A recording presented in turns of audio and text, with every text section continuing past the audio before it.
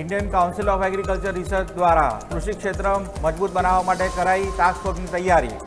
રાષ્ટ્રીય સ્તરે ફૂડ અને ઇનપુટ સિક્યોરિટી સુનિશ્ચિત કરવા સરકારે તૈયાર કરી ફ્રેમવર્ક.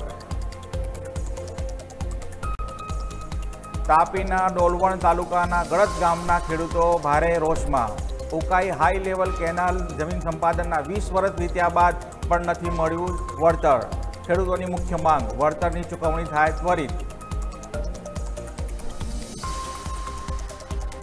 જૂનાગઢના વંથલીના યુવાને કોર્પોરેટ નોકરી છોડી અને શરૂ કરી મશરૂમની ખેતી. ખેતીમાં કર્યા નવતર પ્રયોગો. ખેડૂત પુત્ર કરી રહ્યો છે લાખોની કમાણી. આકાશમાંથી વર્ષે અગનગોળા. રાજ્યમાં 3 સિસ્ટમ થઈ એક્ટિવ. ગરમીનો પાળો વધશે. હવામાન વિભાગની આકરી આગાહી. આગામી દિવસોમાં તાપમાનમાં થશે 2 થી 4 ડિગ્રીનો વધારો.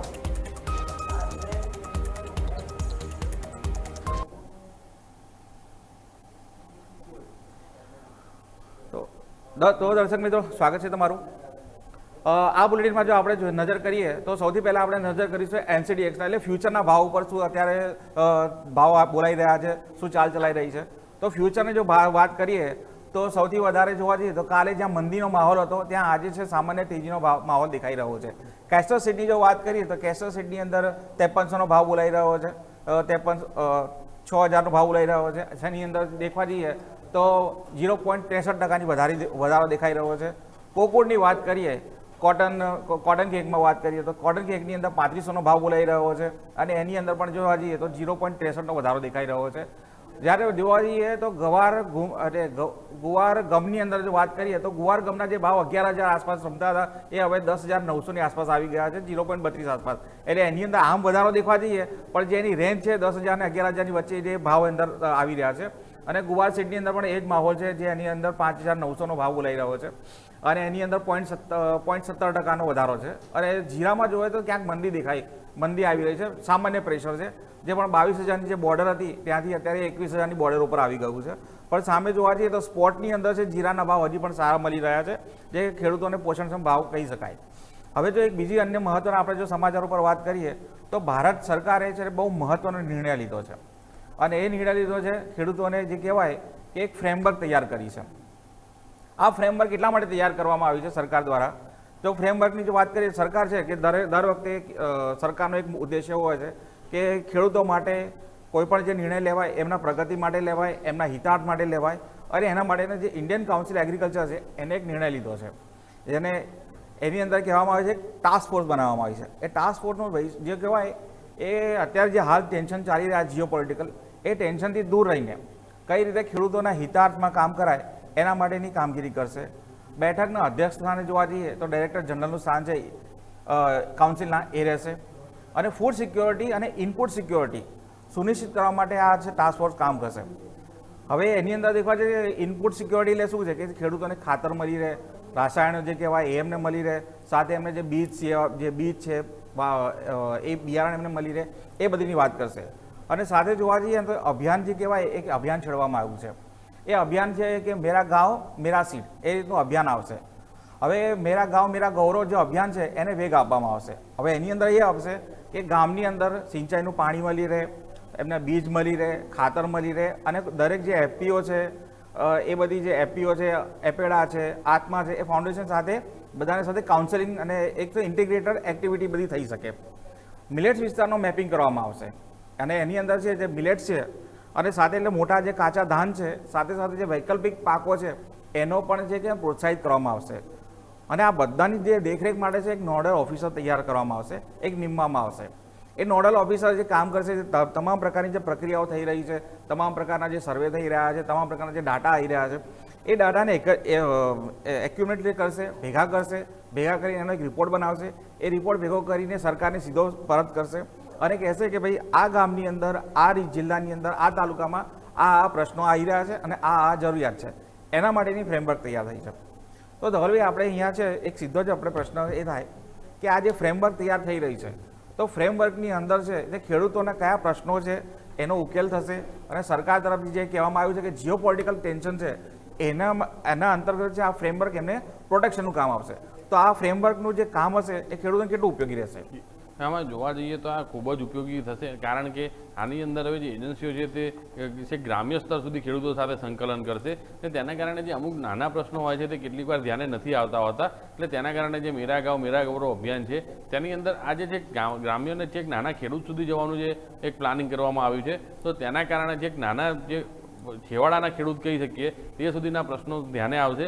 તેના કારણે શું થશે કે કેટલાક અમુક એવા પ્રશ્નો હોય છે કે જે એક સમસ્યા નાની હોય પરંતુ જો તે ઉકેલી લેવામાં આવે તો પછી તેનો ઘણા બધાને લાભ થતો હોય છે. એટલે આવા અભિયાનના કારણે આવા પ્રકારના ફાયદા અનેક ઘણા થશે અને આની અંદર ટેકનોલોજીનો પણ ઉપયોગ કરવામાં આવવાનો છે. દરેક વિભાગની અંદર નોડલ ઓફિસરો પણ રાખવામાં આવે છે.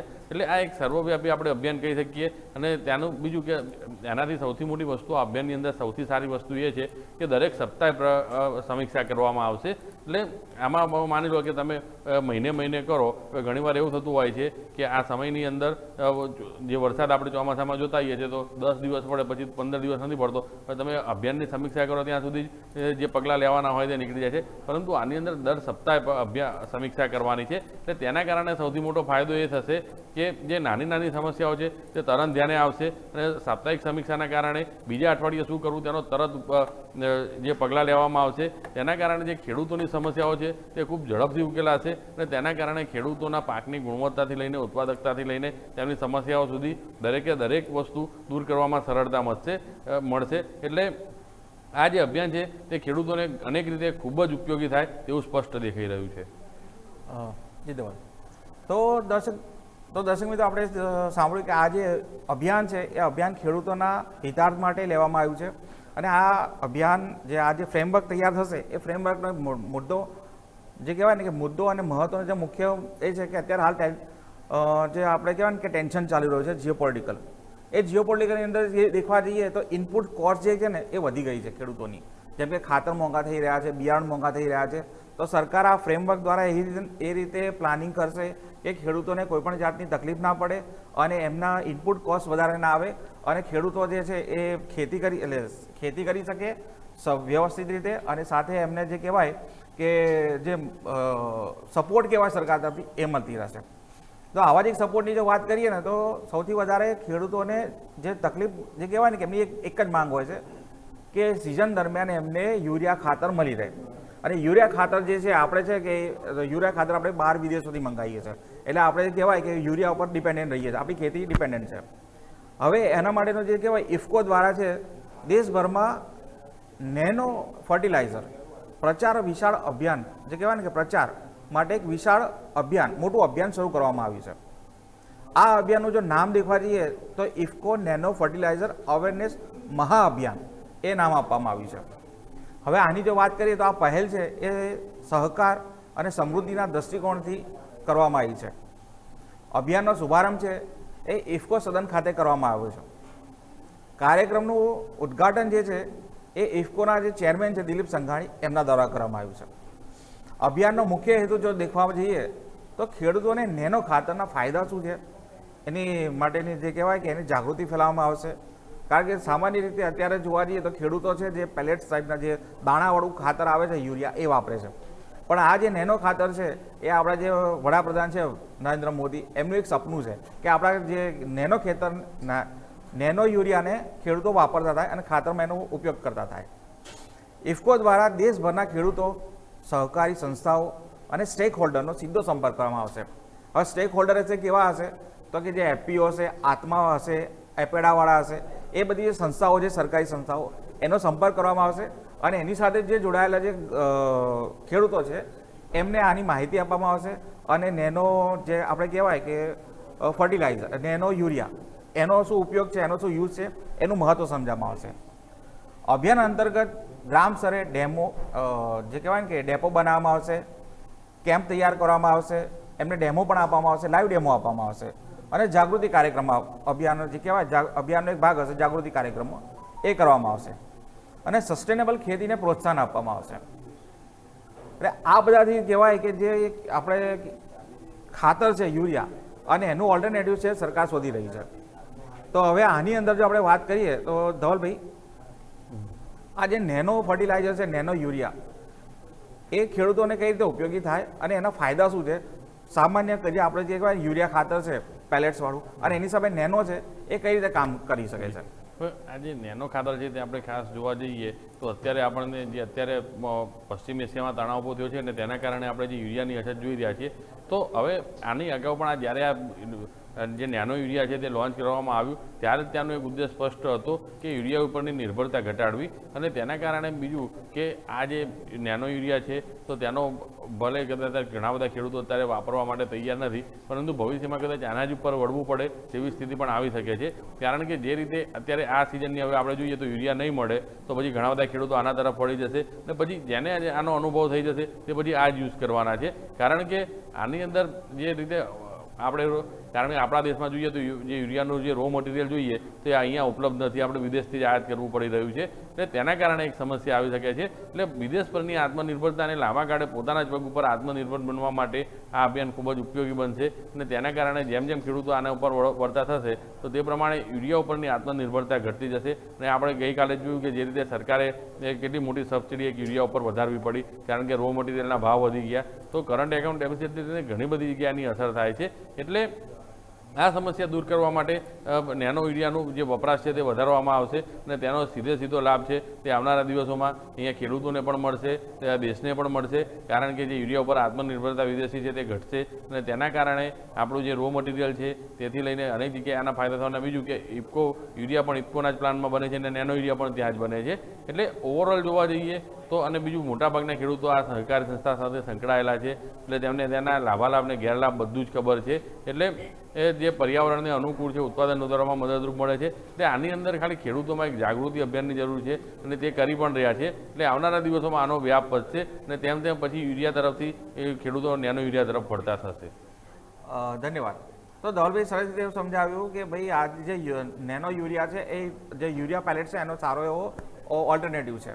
પણ જે ખેડૂત મિત્રો અહીંયા આપણે જો મહત્વની વાત કરીએ તો આ જે નેનો યુરિયા છે એ લિક્વિડ ફોર્મમાં આવે છે અને જે પહેલાં પેલેટ્સ હોય છે એ ઘણી વખત એવું હોય છે કે જમીનમાં નાખ્યા પછી એને જમીનમાં એક્ઝોર્બ થતાં થોડીક સમય લાગે છે. જ્યારે તમે લિક્વિડ યુરિયા છે, લિક્વિડ નેનો યુરિયા એ તમે પાણી સાથે ભેળવી શકો છો અને ભેળવ્યા પછી તમે સીધા એ જે ખાતર છે તમારું કોઈપણ પાકના મૂળમાં જશે અને મૂળમાં જશે ત્યાં ગ્રોથ વધશે. અને સાથે તમે જે લિક્વિડ ફોર્મની અંદર વાત કરો છો તો એની અંદર જે સપોર્ટિવ જે કહેવાય કે માઇક્રોન્યુટ્રન્સ એ અંદર ભેળવેલા હોય છે.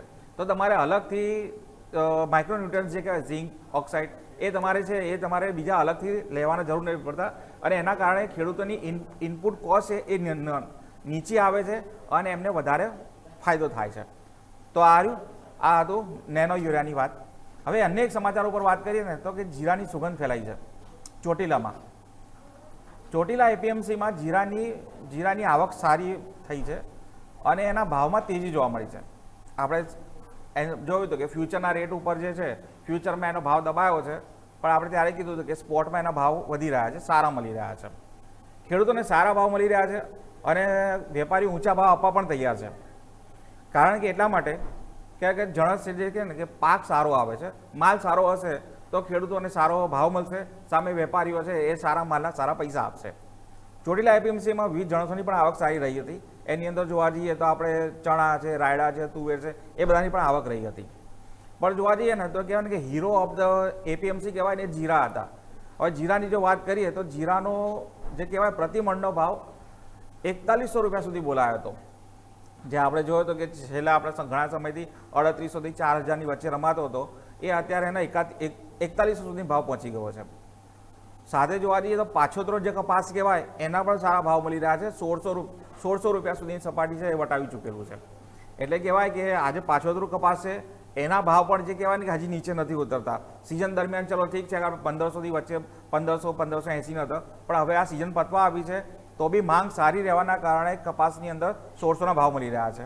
જ્યારે બીજી અન્ય જણસોની વાત કરીએ તો મગફળી જે હતી, મગફળીનો ભાવ 465થી લઈને 1400 સુધીનો બોલાયો હતો. એ ડિપેન્ડ ઓન ક્વોલિટી. સારી ક્વોલિટી હોય તો એના 1400 સુધીના મળે છે. નબળી ક્વોલિટી હોય, ભેજવાળી હોય, થોડો દાણો ગુલાબી ઓછો હોય તો એનો ભાવ છે 465 સુધીનો મળતો રહ્યો હતો. ચણાની જો વાત કરીએ તો 1000થી લઈને 1030 વચ્ચેનો ભાવ બોલાયો હતો.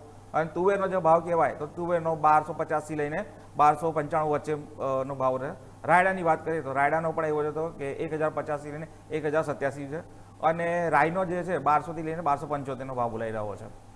યાર્ડના તંત્ર દ્વારા એવું કહેવામાં આવ્યું હતું કે જે સિઝનલ પાકની જે આવક છે ને સ્થિર રહેશે અને આગામી સમય પણ એ સ્થિર રહેવાની એમને સંભાવના વ્યક્ત કરી છે. સાથે જોવા જઈએ તો કપાસ અને જીરાની સારી આવક રહી હતી અને માલ સારો રહેવાના કારણે વેપારીઓએ ઊંચા ભાવ આપવા પણ તૈયાર થઈ ગયા હતા અને પોષણક્ષમ ભાવ મળ્યો ને એના માટે ખેડૂતો ખુશ થયા હતા. એટલે આ બધું જોવા જઈએ તો હવે આની અંદર તમે જુઓ તો ખેડૂતોને સરસ રીતની આવક થઈ રહી છે, એમને એમના માલનો પોષણક્ષમ ભાવ મળી રહ્યો છે, તો ખેડૂતો બી ખુશ અને વેપારીઓ પણ ખુશ. તો આ અન્ય એક સમાચાર ઉપર જો આપણે નજર કરીએ તો અહીંના ખેડૂતો છે ને એ રાજી નથી, ખેડૂતોમાં રોષ છે. એ રોષ એટલા માટે જોવા મળ્યો છે કે 20 વર્ષ થઈ ગયા પણ એમના પ્રશ્નનો ઉકેલ નથી આવ્યો. ઉકાઈ ડેમની જો વાત કરીએ તો એનો જે જમીન સંપાદનની જે કાર્યવાહી હતી એ બધી થઈ ગઈ હતી 20 વર્ષ પહેલાં, પણ અમુક જે ખેડૂતો છે એને 20 વર્ષ થયા પછી પણ જમીન સંપાદનના પૈસા નથી મળ્યા તંત્ર તરફથી અને એના માટે એ લોકો આક્રોશમાં છે. એ લોકો કહી રહ્યા છે કે અમારું વળતર જલ્દી ચૂકવણું કરાવો, નહીતર પછી અત્યારે જે સ્થાનિક સ્વરાજની ચૂંટણી આવી છે એનો અમે બહિષ્કાર કરીશું. ખેડૂતોએ અનેક વખત તંત્રને રજૂઆત કરી છે, કલેક્ટરને પત્ર પણ આપ્યો છે. ખેડૂતોની માંગ છે કે વહેલી તકે એમનું ચૂકવણું થઈ જાય, પણ કહેવાય કે તંત્ર તરફથી કામ થઈ રહ્યું છે, જમીન સંપાદનનું એ થઈ ગયું છે, પણ ખેડૂતો 77 જેટલા ખેડૂતો છે કે જેમને હજી સુધી વળતર મળ્યું નથી અને ખેડૂતો છે એ થોડાક આકરા મૂળમાં દેખાઈ રહ્યા છે અને એમને ચીમકી પણ આપી દીધી કે નહીં થાય તો સ્થાનિક સ્વરાજની ચૂંટણીનો અમે બહિષ્કાર કરીશું. તો શું પ્રતિક્રિયા છે આવો સાંભળીએ. અમારી ગળદ ગામની ઉકાઈ દબાકાંઠા હાઈ લેવલ કેનાલમાં જમીનનું સંપાદન 2004-05માં થયેલ છે. જે જમીનનું વળતર પેટે ચૂકવણું 20 વર્ષ વીતી ગયા છતાં પણ આજ દિન સુધી થયું નથી. એના લીધે આજે અમે 77 ખેડૂતોથી વધારે ખેડૂતો જિલ્લા સેવા સદનમાં કલેક્ટર સાહેબને આવેદનપત્ર આપવા માટે આવ્યા છે. આવેદનપત્ર આપવા પાછળનો અમારો મકસદ એ જ છે કે જ્યાં સુધી અમારી જમીનનું વળતર નહીં ચૂકવાય ત્યાં સુધી અમે ચૂંટણીનો બહિષ્કાર કરીશું. જે 2004-05ની અંદર ઉકાઈ દબાકાંઠા હાઈ લેવલ કેનાલ જે ગઈ છે એ અંતર્ગત 77 થી વધારે પરિવારો જે છે એમના જમીન ગઈ છે અને એમને યોગ્ય વળતર ચૂકવવામાં આવ્યું નથી.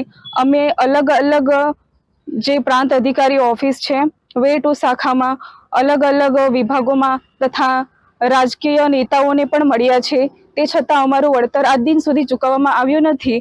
હવે જો આ વળતર ચૂકવવામાં નહીં આવે તો અમે આ સ્થાનિક સ્વરાજ્યની ચૂંટણીનો બહિષ્કાર કરીશું. અમારી ગળદ ગામની ઉકાઈ દબાકાંઠા હાઈ તો દર્શક મિત્રો આપણે સાંભળ્યું કે ભાઈ અમુક જે ગામના ખેડૂતો છે એ ચૂંટણીનો બહિષ્કાર કરી રહ્યા છે અને એમની માંગ છે કે એમનું વળતર છે જલ્દી ચૂકવવું થાય. તો આ એમની જોઈએ કે હવે જોઈએ કે હવે સરકાર છે એમને કઈ રીતે એમની પ્રશ્નો નિવડો લાવે છે.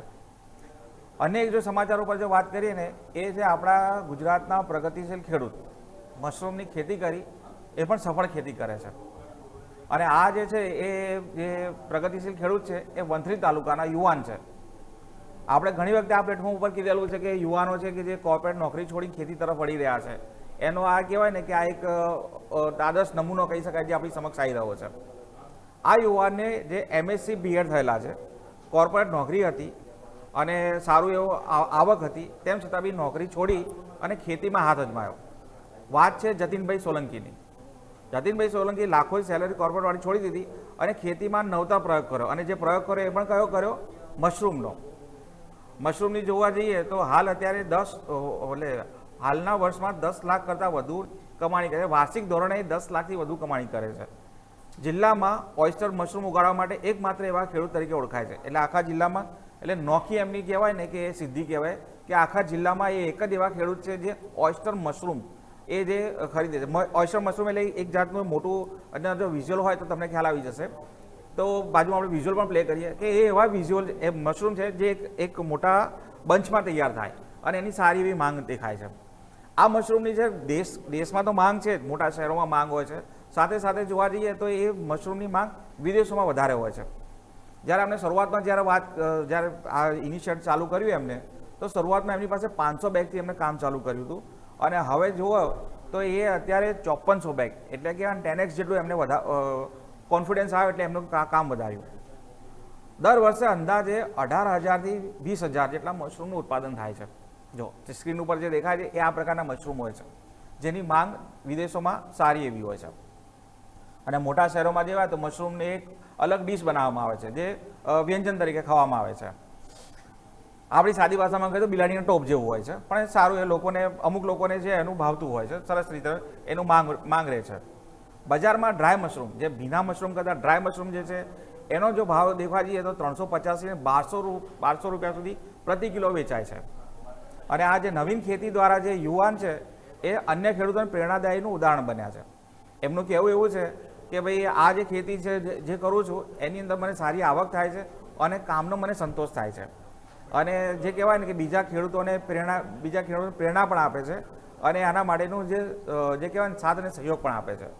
તો આવો સીધું સાંભળીએ કે ખેડૂત જે પુત્ર છે, પ્રગતિશીલ ખેડૂત છે, એમની શું પ્રતિક્રિયા છે અને એ કઈ રીતે એમની આ જે વાત છે એમના મુખે સાંભળીએ. આજનું યુવાધન જ્યારે ગ્રેજ્યુએટ અથવા તો પોસ્ટ ગ્રેજ્યુએટ કર્યા બાદ એક નોકરીની પાછળ જ્યારે હરણફાળ ભળે છે, ત્યારે આજના એક યુવા ખેડૂત તરીકે હું તમામ લોકોને એટલું જ કહેવા માંગીશ કે એક એવી પ્રકારની ખેતી છે મશરૂમ કે જેની અંદર તમે ઓછી જગ્યામાં, ઓછા રોકાણમાં અને ઓછા ટાઈમની અંદર સારામાં સારી જે ઇન્કમ છે એ જનરેટ તમે કરી શકો છો. કેવી રીતે? તો હું તમને જણાવીશ કે જ્યારે પણ આપણે વિચારીએ છીએ કે મારે મશરૂમની ખેતી શરૂઆત કરવી છે, તો તમે ડાયરેક્ટલી બાગાયત ખાતાની, ગુજરાત સરકારની બાગાયત ખાતાની ઓફિસે પહોંચી જશો એટલે તમને ખ્યાલ આવશે કે તમે 100 રૂપિયા ખર્ચો છો એમાંથી તમને 75 રૂપિયા જે છે એ સરકાર દ્વારા આપવામાં આવે છે. તો ખેડૂત મિત્રો આપણે સાંભળ્યું કે જે આપણે જે ખેડૂત છે એમને કીધું કે સરકાર તરફથી પૂરેપૂરી માહિતી મળે છે, બાગાયત વિભાગનો સંપર્ક કરવાનું કીધું. અને સરકાર છે આ જે કહેવાય કે તમામ પ્રકારની જે સહાય અને સગવડો અને સબસિડી એ ઉપલબ્ધ છે ખેતીના નવતર પ્રયોગો માટે. પણ હવેના જે સમાચાર જે છે એ થોડાક સાવધાનીવાળા સમાચાર છે, કારણ કે આ અગનગોળા વરસ છે. આકાશમાંથી હવામાન વિભાગે આગાહી કરી છે કે આગામી 2-3 દિવસની અંદર કહેવાય ને કે આકાશમાંથી, એટલે કહેવાય ને કે અગનગોળા વરસે અને આગ ઝરતી ગરમી થવાની સંભાવના વ્યક્ત કરી છે. 3 સિસ્ટમો એક્ટિવ થઈ છે રાજ્યમાં અને એના હિસાબે હવામાન વિભાગની મોટી આગાહી છે કે આગામી દિવસોમાં 2 થી 4 ડિગ્રીનો તાપમાનમાં વધારો થશે, અસહ્ય ગરમી થશે, ઉકળાટ થશે, બફારો મારશે અને સૌરાષ્ટ્ર અને કચ્છ જેવા વિસ્તારોની અંદર છે ગરમ પવન ફૂંકાશે, એટલે લૂ લાગવાની શક્યતા છે, લૂ વાશે. દક્ષિણ અને પશ્ચિમ પવનોના કારણે ગરમીમાં વધારો થશે અને રાજ્યમાં ધીમે ધીમે જે છે ને ગરમીનો આકરો મિજાજ જોવા મળશે. હવામાન વિભાગ દ્વારા આગામી 7 દિવસ માટે ગરમી અંગે આગાહી કરવામાં આવી છે કે 7 દિવસ આકરો તાપ પડી શકે છે. સાથે એ પણ કહેવામાં આવ્યું કે 4 થી 5 ડિગ્રીનો વધારો થશે, અને જેમ દિવસો જશે એમ તાપમાનમાં વધારો થશે, હવામાન વિભાગે આગાહી કરી છે. સાથે એ કીધું કે દરિયા કિનારા જે વિસ્તાર છે ત્યાં ગરમ પવન સાથે ભેજવાળું વાતાવરણ રહેશે, એટલે બફારો અસહ્ય થશે. તો બફારા માટે અને ગરમી માટે તૈયાર થઈ જાઓ. અને હવામાન विभाग की શું આગાહી છે आओ સાંભળીએ. आगे का जो अगले 7 दिन के लिए आज का फोरकास्ट है 9 से लेकर 15 अप्रैल तक, इसमें मौसम आमतौर पर शुष्क रहने का पूर्वानुमान दिया गया है और लघुत्तम तापमान जो है ग्रेजुअल राइज रहेगा, धीरे धीरे बढ़ेगा टेम्परेचर, 2 से 4 डिग्री सेंटीग्रेड टेम्परेचर बढ़ेगा अगले 4 दिन. उसके आगे कोई बड़ा बदलाव नहीं रहेगा. अधिकतम तापमान और जो आर्द्रता के कारण अधिक सामान्य से ऊपर होने के कारण जो हमारा तटीय क्षेत्र है, सौराष्ट्र कच्छ और जो गुजरात के जो तटीय क्षेत्र है, इसमें आपका आर्द्र मौसम और गर्म रहने की संभावना रहेगी. इसके लिए हम डे 3 से लेकर डे 7 तक हॉट एंड ह्यूमिड वेदर के पूर्वानुमान दिया गया है. इसमें येलो वार्निंग भी दिया गया है. और जो कोस्टल क्षेत्र है, अभी हमारा जो पवन का दिशा रहेगा मेनली दक्षिण पश्चिम दिशा से पवन चलने का स्थिति रहेगा और जो स्पीड रहेगा 15 से 20 नॉट. તો દર્શક મિત્રો આપણે સાંભળ્યું કે ભાઈ હવામાન વિભાગે આગાહી કરી છે કે ભાઈ આકરી ગરમી પડશે. તો આકરી ગરમીની અંદર છે કે પ્રિકોશન માટે તમારે એવું છે કે બોડી ડિહાઇડ્રેટ રહે એ રીતે, અને જરૂર ના પડે તો ઘરે રહેવું અને કારણ વગર ઘરની બહાર નીકળવું. અને જો તમે ઘરે હોવ તો ન્યૂઝ કેપિટલ માર્કેટ જોતા રહો, કારણ કે ન્યૂઝ કેપિટલ માર્કેટ છે નફાનું નવું સરનામું, અને અહીંયા તમને બાકી ચેનલો કરતાં અહીંયા છે તમને નફો થશે, તમારે પ્રોફિટ બી થશે, ફાયદો બી થશે, અને બજારની અને સામાન્ય જે કહેવાય ન્યૂઝ એ તમામ પ્રકારના ન્યૂઝ અહીંયા મળતા રહેશે. તો અમે છીએ ન્યૂઝ કેપિટલ માર્કેટ, નફાનું સરનામું જોતા રહો.